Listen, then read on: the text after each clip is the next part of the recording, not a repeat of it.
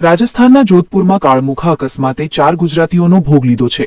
જોધપુરના આરના ઝરણા પાસે 4 વાહનો એકબીજા સાથે ધડાકાભેર અથડાયા હતા। આ અકસ્માતમાં ગુજરાતની એકતા ટ્રાવેલ્સની લક્ઝરી બસનો પણ કચ્ચરઘાણ નીકળી ગયો છે। સૌથી દુઃખદ વાત એ છે કે બસમાં સવાર તમામ મુસાફરો બાબા રામદેવરાના દર્શન કરી ખુશી ખુશી ઘરે પરત ફરી રહ્યા હતા, પરંતુ માર્ગમાં જ કાળ ભેટી ગયો। આ દુર્ઘટનામાં અરવલ્લી જિલ્લાના મોડાસા તાલુકાના ફરેડી, રમાણા અને ટિંટોઈ ગામના 4 લોકોના મોત નીપજ્યા છે। ઘટનાની જાણ થતાં જ સ્થાનિકો અને પોલીસની ટીમ દોડી આવી હતી। બસમાં સવાર અન્ય 25 જેટલા મુસાફરો ગંભીર રીતે ઘાયલ થયા છે, જેમને તાત્કાલિક જોધપુરની હોસ્પિટલમાં એડમિટ કરવામાં આવ્યા છે। અકસ્માત એટલો જોરદાર હતો કે લક્ઝરી બસનો આગળનો ભાગ સાવ કચડાઈ ગયો હતો। પોતાના વહાલસોયા સ્વજનોના મોતના સમાચાર મળતા જ મોડાસા પંથકમાં માતમ છવાયો છે અને ગામ આખું હિબકે ચડ્યું છે। પકોડીના ચટાકેદાર પાણીમાંથી શું નીકળ્યું ખબર છે?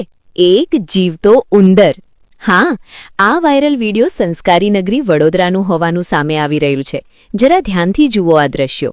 પકોડીની લારી પર જ્યારે ડોયા વડે પાણી હલાવવામાં આવ્યું ત્યારે અંદરથી કૂદકો મારીને એક જીવતો ઉંદર સીધો બહાર આવી ગયો। વિચારો, જે પાણીમાં ઉંદર આખો દિવસ સ્વિમિંગ કરતો હોય એ જ પાણી લોકોને પીરસવામાં આવતું હતું।